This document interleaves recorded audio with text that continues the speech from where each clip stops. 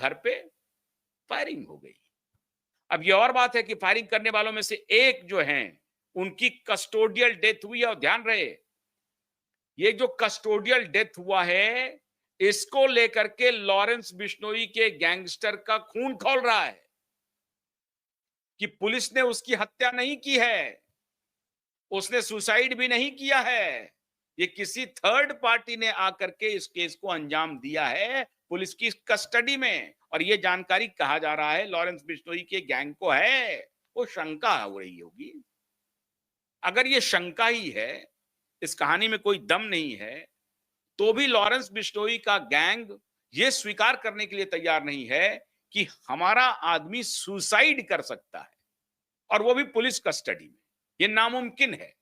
मतलब लॉरेंस बिश्नोई के गैंग वाले कहते हैं, जान या उनके तरफ से इस तरह के संदेश जाते रहते हैं कि हम लोग बुजदिल नहीं हो सकते, डरपोक नहीं हो सकते, आमने सामने इनकाउंटर में मारे जा सकते हैं, लेकिन पीठ पर गोली नहीं खाएंगे।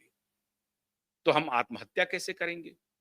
तो ये उनके मन में अंदर ही अंदर ये बात सालते जा रहा है। इसीलिए एनआईए अलर्ट है और इसीलिए मुंबई पुलिस भी अलर्ट है। लेकिन जिन्होंने बॉलीवुड में राज किया पिछले 30-25 वर्षों से, वो दाऊद का गैंगस्टर अब बगलें झांक रहा है। दाऊद के खोखे वाले जो है ना, वो अब किसी कोठे की तलाश कर रहे हैं कहां छुपा जाए। और चुन चुन करके आप देखिए कि अगर बाबा सिद्दीकी की एक बड़े नेता, एक बड़े व्यवसायी जिनकी तूती बोलती थी, मतलब बाबा सिद्दीकी ही फिल्म स्टार्स की मीटिंग करवाते थे। शाहरुख और सलमान के बीच में अगर दूरियां हैं तो बाबा सिद्दीकी पाटते थे, उस दूरियों को कम करते, उन दूरियों को कम करते थे। शाहरुख और आमिर के बीच में या सलमान या आमिर के बीच में कोई मनमुटाव है तो बाबा सिद्दीकी उसकी पैरवी करके दोनों तीनों के बीच में रिश्ते ठीक करते थे। ये थे बाबा सिद्दीकी। इतनी बड़ी हैसियत थी बाबा सिद्दीकी की।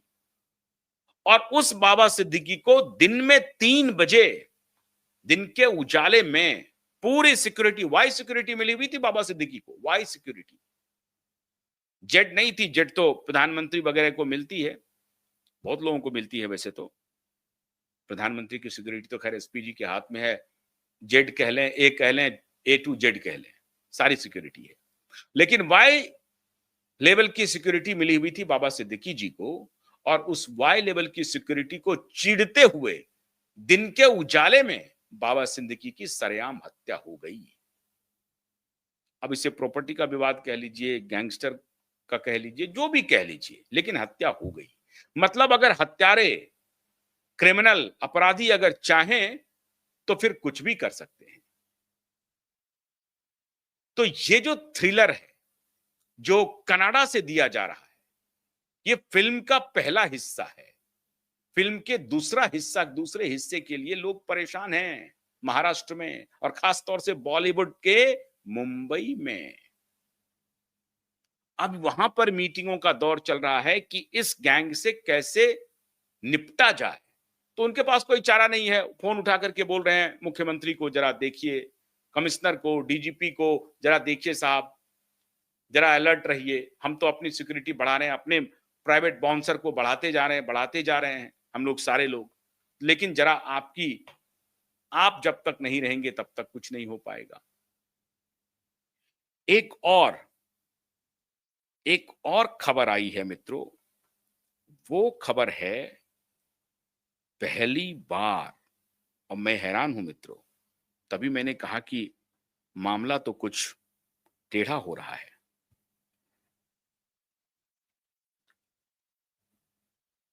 गोल्डी ढिल्लन और लॉरेंस बिश्नोई की हनक बिहार पहुंच गई है, और बिहार में कुछ पॉलिटिकल पर्सनैलिटी हैं जिन्होंने एक बड़ा कुकृत्य किया हुआ है, जिनके बड़े चर्चे हो रहे हैं आजकल। कहा जा रहा है कि लॉरेंस के निशाने पर वो लोग भी आ रहे हैं। आपको याद होगा मित्रों, हमने कुछ दिन पहले एक पॉडकास्ट किया था, उसमें एक फिल्म मेकर हैं, वो मयंक जैन साहब, और मयंक जैन साहब लॉरेंस बिश्नोई की बड़ी तारीफ कर रहे थे। तो मैं हैरान था कि एक फिल्म मेकर लॉरेंस बिश्नोई की इतनी तारीफ क्यों कर रहे हैं। उन्होंने बिश्नोई समाज का एक बड़ा चित्र सामने में रखा और उन्होंने कहा कि देखिए बिश्नोई समाज जो है वो परंपरागत रूप से काफी लड़ाके होते हैं और सच बात के लिए लड़ते हैं।